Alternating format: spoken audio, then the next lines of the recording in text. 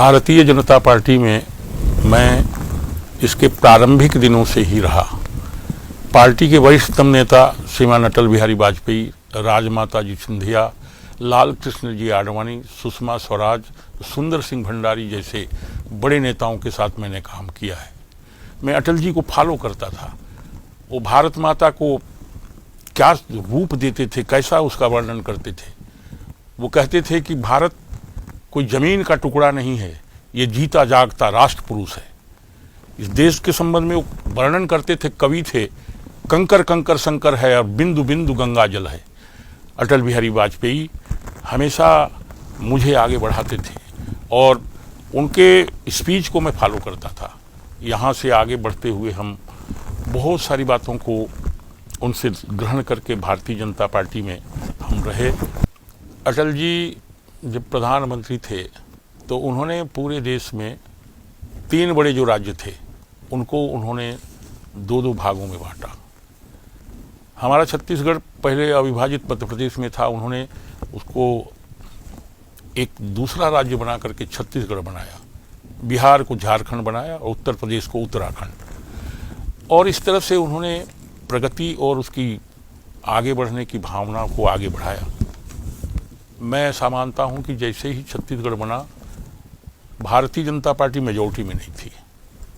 हम लोग अलग आए 2000 में और कांग्रेस मेजॉरिटी में थी, इसलिए अजीत जोगी कांग्रेस पार्टी के नेता बने, वो मुख्यमंत्री बनाए गए। मुझे माननीय अभी के प्रधानमंत्री जी ने यहाँ आकर के नेता प्रतिपक्ष बनाया और हम लोग सब काम में लग गए। परिणाम ये हुआ कि अजीत जोगी से पूरी लड़ाई शुरू हो गई और सरकार बनाने के लिए मैंने सड़क पर लगातार संघर्ष किया, हाथ पांव तोड़वाए। छत्तीसगढ़ जब बना तो हम पूरी ताकत में लग गए कि यहाँ भारतीय जनता पार्टी की सरकार कैसे बनाई जाए। अजीत जोगी के साथ लड़ाई हुआ। मुझे टिकट मरवाही में दे दिया गया। मैंने कहा कि मरवाही से मैं चुनाव नहीं जीतूंगा, लेकिन प्रदेश को जिता दूंगा, पार्टी को जिता दूंगा और मैं तपकरा से खुद जीत के आऊँगा, यहाँ नहीं जीत सकता। लेकिन यहाँ भी षड्यंत्र पूर्वक मुझे मरवाही में तो लड़ाया गया, लेकिन तपकरा की टिकट काट दी गई।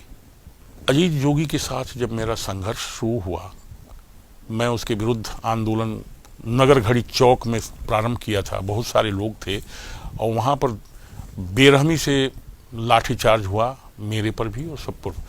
दाहिने पैर का घुटना टूट गया और 166 लोग घायल हो गए।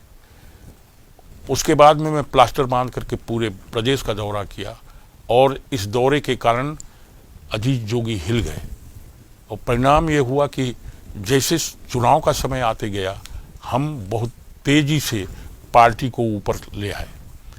जब सरकार बड़े चुनाव हुआ तो भारतीय जनता पार्टी विजयी हो गई, लेकिन वहाँ मुझे आकर के बताया गया पार्टी के नेताओं के द्वारा, क्योंकि मुझे एक टिकट काट दी गई थी, कि बोले मुख्यमंत्री आपको ही बनाना था लेकिन आप चुनाव नहीं जीत पाए।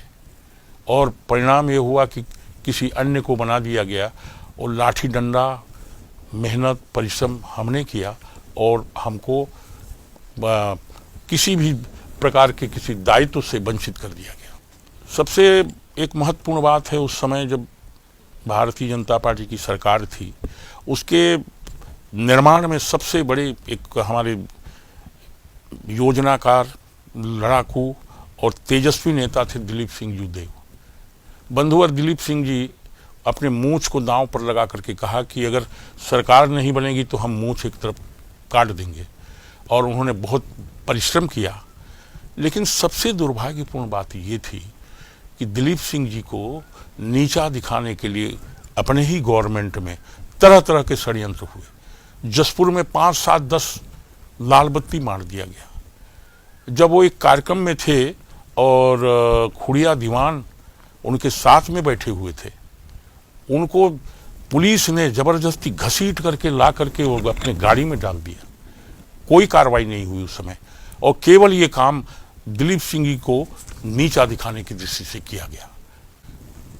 दिलीप सिंह जी चाहते थे कि वहाँ प्रगति भी हो, विकास भी हो, लेकिन वहाँ पर उनको कैसे किनारे किया जाए केवल ये कार्यक्रम हुए, प्रगति बिल्कुल रोक दिया गया। बाद में उनकी जब प्रतिमा वहाँ लगाने का बात आया, उसके लिए भी कितना संघर्ष करना पड़ा ये सभी लोग जानते हैं। वो सरकार ऐसा चल रही थी कि भाई कोई कार्यकर्ता की जरूरत नहीं है, ब्यूरोक्रेट सब काम कर लेंगे। ये उस समय का बात था। दिलीप सिंह जी हमारे प्रिय भाई इस बात का विरोध करते थे कि ठीक है, कार्यकर्ता भी काम करेंगे, ब्यूरोक्रेट्स तो करेगा ही, लेकिन उनकी इस बातों को सुना नहीं जाता था और हमेशा किसी न किसी रूप में उनको कैसे नीचा दिखाया जाए ये कोशिश होती रही।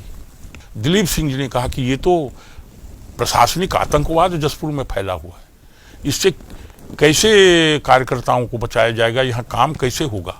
लेकिन इस विषय पर कोई चर्चा नहीं, कोई बातचीत नहीं हुई, किसी प्रकार का इस पर संज्ञान नहीं लिया गया। आज जब एक घटना हुई थी गेंद सिंह के ऊपर, कम से कम उसमें 2 पुलिस वाले सस्पेंड हुए, एक एसडीओपी निलंबित हो गया और वहाँ पर कुछ हालांकि धरने वरने कुछ कर रहे हैं उसके विरुद्ध में, वो विफल हो गया है, लेकिन कुछ तो हुआ। आने वाले समय में जब चुनाव हुआ तो दिलीप सिंह जी को नीचा दिखाने की दृष्टि से पोस्टर बैनर से उनका फोटो नाम सब गायब कर दिया गया। कार्यकर्ताओं ने जब विरोध किया कि ऐसे कैसे हो सकता है कि जसपुर में इतना बड़ा चुनाव हो रहा है और माननीय दिलीप सिंह जी का फोटो नाम कुछ भी नहीं है, तब दूसरा मैंने पोस्टर और बैनर बनवाया गया। ब्यूरोक्रेट्स जिस तरह से हावी हो रहा था, कार्यकर्ता किनारे हो गए थे, इसका विरोध करता था कि भाई यहाँ पर कार्यकर्ताओं की भी सुनी जानी चाहिए, उनके हिसाब से भी काम होना चाहिए, ब्यूरोक्रेट्स तो करें ही। तो इस बात को मैं कहूँ नहीं, ऐसा करके हमेशा छत्तीसगढ़ से मुझे बाहर रखा जाता था ताकि हम इन सारी बातों को कह न पाएँ, देख न पाएँ और वो मनमानी करते रहें। मैं जनजाति आदिवासी समाज के होने के कारण बहुत सारी समस्याओं को लेकर के उस समय भी हमारे समाज के लोग आते थे, आज भी आते हैं। तो मैं उनकी समस्याओं के समाधान की दृष्टि से हमेशा कहता था कि भैया ये जो जनजाति वर्ग है इसका समाधान भी होना चाहिए। जो मंत्री हैं और बड़े मंत्री लोग हैं उनको बोलता था, लेकिन उस समय मेरे विरुद्ध में एक बात कही जाती थी कि आदिवासियों की मीटिंग करके ये तो हमेशा आदिवासी मुख्यमंत्री की बात करते हैं और लोगों को भड़काते रहते हैं। मैंने कहा कि ठीक है, मुझे कभी पत्रकार पूछते थे तो बोलता था कि ये आदिवासी स्टेट है, आदिवासी मुख्यमंत्री हो तो बहुत अच्छी बात है, लेकिन ये निर्णय करने का काम केंद्रीय नेतृत्व का है, केंद्रीय संगठन का है, ये भी बात करता था। अभी ये स्थिति हो गई है, भारतीय जनता पार्टी के जो कार्यकर्ता हैं, मैं बहुत पुराने समय से पार्टी में काम कर रहा हूँ, इसको आगे बढ़ाने के लिए, खड़ा करने के लिए बहुत सारे लोग जुड़े हुए हैं। उनके बहुत सारे फोटो भी मेरे साथ में शायद हों। मुझे जानकारी मिली है कि वो लोग अब उनको ऐसा भयाक्रांत कर दिया गया है, वो भयभीत हो गए हैं कि कोई फोटो वोटो है तो उसको भाई कोई मैंने किसी ऑनलाइन या किसी उसमें डालना नहीं है जिससे कोई देख सके। भयभीत हो गए हैं और उनको ऐसा भयभीत कर दिया गया है कि अगर डॉक्टर नंद कुमार साय के साथ जिसका फोटो होगा वो पार्टी से शायद बाहर भी हो सकता है। इस तरह से करके जिस पार्टी को मैंने बहुत लंबे समय तक अटल बिहारी वाजपेयी से लेकर अब तक निरंतर उसको मजबूत करने में लगा रहा, लेकिन अब ऐसा हो गया है कि मेरे साथ कोई दिख जाए, मेरा फोटो किसी के प्रति लगा हुआ हो, मैं बताना नहीं चाहता। एक व्यक्ति ने कहा कि भैया वो जो फोटो तुम डालने वाले थे उसको डालना मत, उसमें साई जी का साथ है। ऐसे हमारे कार्यकर्ता भयभीत हो गए हैं। ये अत्यंत दुर्भाग्यपूर्ण बात है। इसीलिए मुझे लगता है कि ऐसी स्थिति अगर बनी हुई है तो इस पार्टी से अब हट जाना ही सबसे बेहतर होगा और मैंने सोचा है कि इस पार्टी से अब मैं इस्तीफा देता हूँ। मैं बहुत भयभीत, भयाक्रांत और एक तरह से व्यथित हूँ। जिस पार्टी को मैंने अटल जी से लेकर के अभी तक लगातार मजबूत करने की कोशिश की, वो उनके कार्यकर्ता भी दुखी कर दिए गए हैं कि मेरे फोटो के साथ वो कहीं दिख ना जाए, मेरे साथ नहीं दिख जाए। इसीलिए मैंने निर्णय किया है कि अब भारतीय जनता पार्टी की प्राथमिक सदस्यता और सारे पदों से जिसमें भी मुझे रखा गया है उससे मैं इस्तीफा देता हूं। और इतने दिनों तक मैं रहा, जो संगठन में लोग हैं उनको कहता हूं कि आप पार्टी को ठीक से चलाइए। मैं इसकी प्राथमिक और सभी पदों से आज इस्तीफा दे रहा हूं।